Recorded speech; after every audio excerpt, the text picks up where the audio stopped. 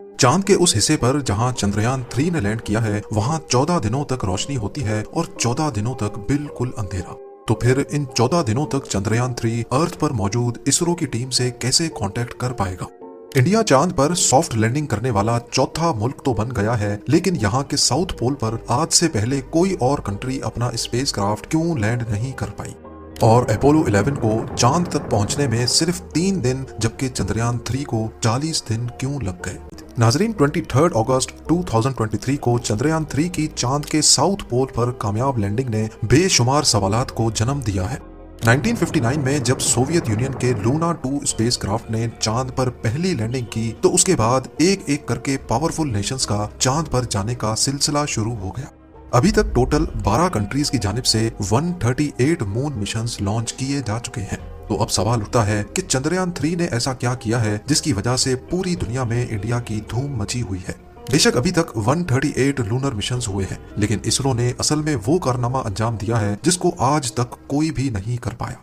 पहली बात तो ये कि इंडिया वो पहली कंट्री है जिसने चांद के साउथ पोल पे कामयाब लैंडिंग की है। साउथ पोल यानी चांद का निचला हिस्सा बेशुमार क्रेटर्स, बड़े बड़े पत्थरों और खतरनाक खाइयों से भरा हुआ है। और क्योंकि यहाँ सूरज ज्यादातर सेट ही नहीं होता, इसी वजह से ये खाइयां और बड़े बड़े क्रेटर्स परमानेंट शेडोज बना देते हैं जहाँ बिल्कुल अंधेरा होता है।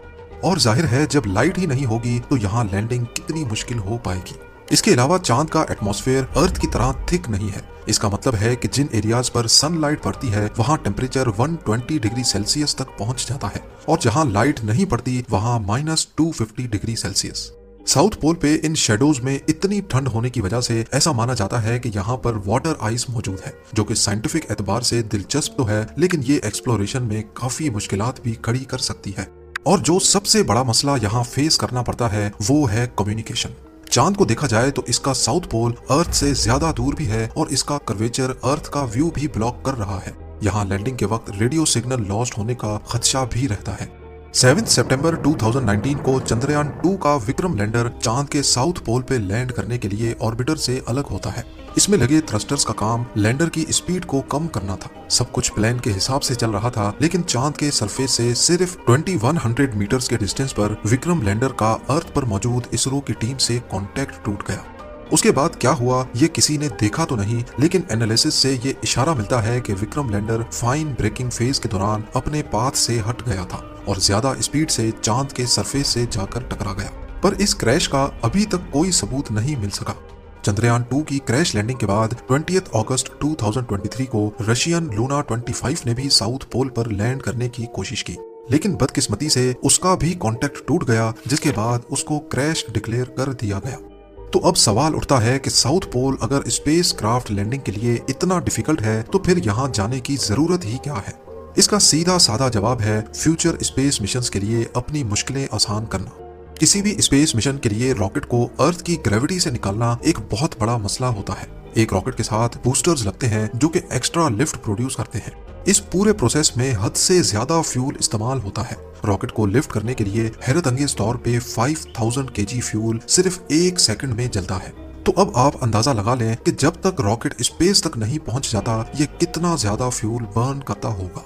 इन्हीं मुश्किलात को आसान बनाने के लिए साइंसदानों के पास एक सॉल्यूशन है कि क्यों ना चांद पर ही एक बेस बनाई जाए। क्योंकि चांद पर ग्रेविटी बहुत कम है, इसी वजह से अगर वहां से स्पेस मिशन पे जाना होगा तो कम से कम फ्यूल में ये काम हो सकता है।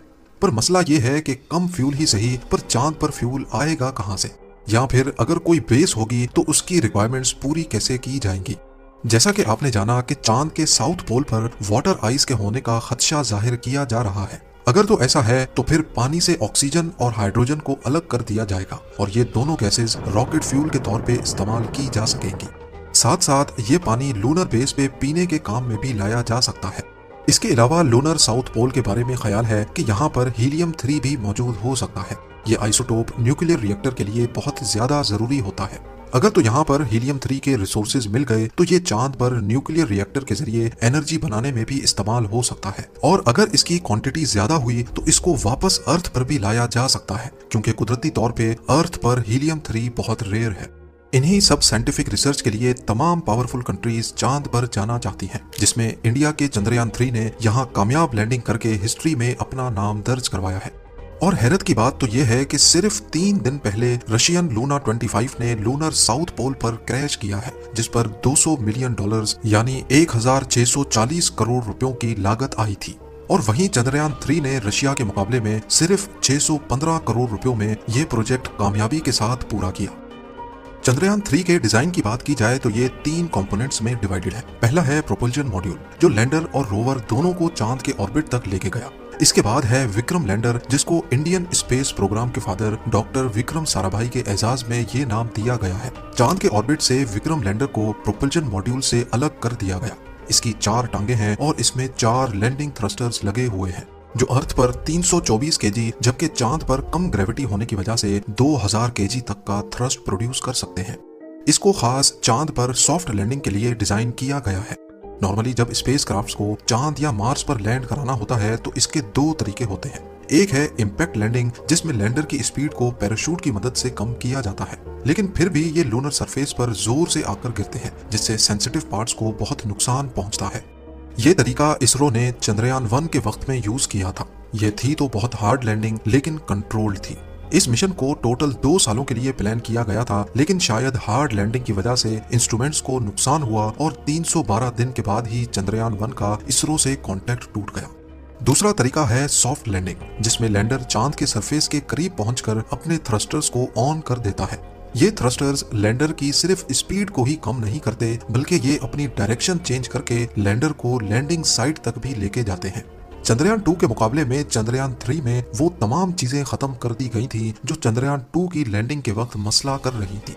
सबसे बड़ी चेंज ये थी कि इसमें वेरिएबल थ्रस्ट इंजन्स लगाए गए हैं, जो लैंडिंग के वक्त अपनी हॉरिजॉन्टल पोजीशन खुद कंट्रोल कर सकते हैं। इसके अलावा चंद्रयान 3 लैंडर में लेजर डॉपलर वेलोसिमीटर LDV भी लगाया गया है, जो 3 डायरेक्शन से लैंडर का एटीट्यूड डिटेक्ट कर सकता है।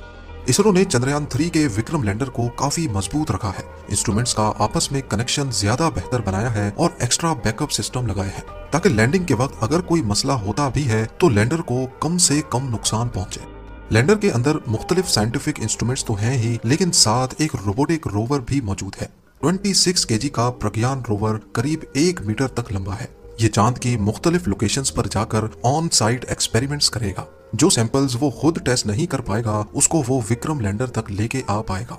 अगर ये तमाम रिसर्च बिल्कुल ठीक अंदाज में हो गई तो इंडिया साउथ पोल में लैंड करने के साथ साथ यहाँ रिसर्च करने वाला पहला देश भी कहलाया जाएगा। लॉन्च की बात की जाए तो चंद्रयान 3 को LVM-3M4 रॉकेट के जरिए 14 जुलाई 2023 वाले दिन सतीश धावन स्पेस सेंटर से लिफ्ट किया गया था। पहले 14 जुलाई से लेकर 1 अगस्त तक ये अर्थ को ही ऑर्बिट करता रहा, जिसको ऑर्बिट रेजिंग फेज कहा जाता है। इसमें स्पेस क्राफ्ट को अर्थ के गिर्द कुछ इस तरह से ऑर्बिट कराया जाता है। ये तरीका इसलिए इस्तेमाल किया जाता है ताकि स्पेस क्राफ्ट अर्थ की ग्रेविटी को इस्तेमाल करके अपनी स्पीड बहुत ज्यादा तेज कर सके। 1 अगस्त को इसकी स्पीड अर्थ के ऑर्बिट से निकलने के लिए काफी हो चुकी थी। इसी मौके पर इसरो ने इसकी डायरेक्शन चांद की तरफ कर दी। इस एनिमेशन में ब्लू डॉट अर्थ है, पर्पल लाइंस चंद्रयान 3 का ऑर्बिट और ग्रीन लाइंस चांद का ऑर्बिट है। इसी तरह चांद के गिर्द भी इसका ऑर्बिट कुछ इस तरह का था। पहले दिन इसने चांद के गिर्द एक बहुत बड़ा ऑर्बिट किया, फिर एक दिन करके ये चांद के गिर्द और करीब आता गया। 17 अगस्त को विक्रम लैंडर प्रोपल्जन मॉड्यूल से अलग होकर चांद के और करीब आ गया और फिर 23 अगस्त को जब ये फासला सिर्फ 30 किलोमीटर रह गया तो थ्रस्टर्स ऑन करके ब्रेकिंग सिस्टम एक्टिवेट कर दिया गया। जब आखिर के सिर्फ 150 मीटर रह गए तो विक्रम लैंडर को 30 सेकंड्स के लिए होवर करवाया गया ताकि कोई परफेक्ट लैंडिंग स्पॉट ढूंढकर वहां लैंड करवाया जा सके। और फिर फाइनली 6:02 पे विक्रम लैंडर ने चांद के साउथ पोल पे लैंड करके एक नई तारीख कायम कर दी। पर क्या वजह है कि अपोलो 11 ने चांद का ये सफर सिर्फ 3 दिन में तय किया, जबकि चंद्रयान 3 को पूरे 40 दिन लग गए। असल में ऐसा नहीं है कि चंद्रयान 3 चांद पर जल्दी नहीं पहुंच सकता था, ये सारी बात है प्रायोरिटीज की। अपोलो 11 एक क्रूड मिशन था, यानी ये वो पहला स्पेस क्राफ्ट था जिसको ह्यूमंस के साथ चांद पर लैंड करना था। यहाँ प्रायोरिटी क्रू को बाहिफाजत चांद तक लेके जाना और फिर वापस भी लाना था। इसी वजह से अपोलो 11 स्पेस क्राफ्ट के प्रोपल्जन सिस्टम को इतना स्ट्रॉन्ग रखा गया कि वो कम टाइम में ही इतनी स्पीड अचीव कर ले जिससे वो अर्थ की ग्रेविटी से बाहर निकल सके। दूसरी तरफ चंद्रयान 3 में कोई इंसान नहीं था। ये एक रिसर्च मिशन है जिसमें प्रायोरिटी जल्दी पहुंचना नहीं बल्कि अपने साइंटिफिक मकसद को हासिल करना है। चंद्रयान 3 की सक्सेसफुल लैंडिंग के बाद अब एक बहुत अहम सवाल उठाया जा रहा है कि जब चांद पर सनलाइट नहीं पड़ेगी तो विक्रम लैंडर और प्रज्ञान रोवर का क्या होगा, क्योंकि ये सोलर एनर्जी के जरिए ही खुद को ऑपरेट कर सकते हैं। चांद के साउथ पोल पे 14 अर्थ डेज तक सनलाइट पड़ती है और अगले 14 दिनों तक मुकम्मल अंधेरा रहता है। इस दौरान प्रज्ञान रोवर का इसरो के साथ कांटेक्ट टूट जाएगा, लेकिन वो विक्रम लैंडर के साथ कांटेक्ट में होगा और फिर विक्रम लैंडर इंपॉर्टेंट इंफॉर्मेशन को इसरो की टीम तक रिले कर पाएगा। इन 14 दिनों के अंधेरे में ये अपनी बैटरी पावर को बचाने के लिए कोई काम नहीं करेंगे, ताकि ऐसा ना हो कि पावर खत्म होने की वजह से इनका मेन कंप्यूटर बंद हो जाए। ये मिशन तब तक चलता रहेगा जब तक कि कोई मसला ना हो जाए और इसरो का लैंडर और रोवर के साथ कांटेक्ट हमेशा हमेशा के लिए टूट ना जाए। पर एक बात तो तय है कि विक्रम लैंडर और प्रज्ञान रोवर वापस अर्थ कभी लौट कर नहीं आएंगे, क्योंकि इनमें सिर्फ उतना फ्यूल ही था जितना लैंडिंग के वक्त इस्तेमाल हुआ था। ये वो चांद की वीडियो है जो लैंडिंग से सिर्फ 8 दिन पहले चंद्रयान 3 के पोजीशन डिटेक्शन कैमरा से रिकॉर्ड की गई थी और ये वीडियो 17 अगस्त की है, जब विक्रम लैंडर प्रोपल्जन मॉड्यूल से अलग हो गया था। उम्मीद है जेम टीवी की ये वीडियो भी आप लोग भरपूर लाइक और शेयर करेंगे। आप लोगों के प्यार भरे कमेंट्स का बेहद शुक्रिया। मिलते हैं अगली शानदार वीडियो में।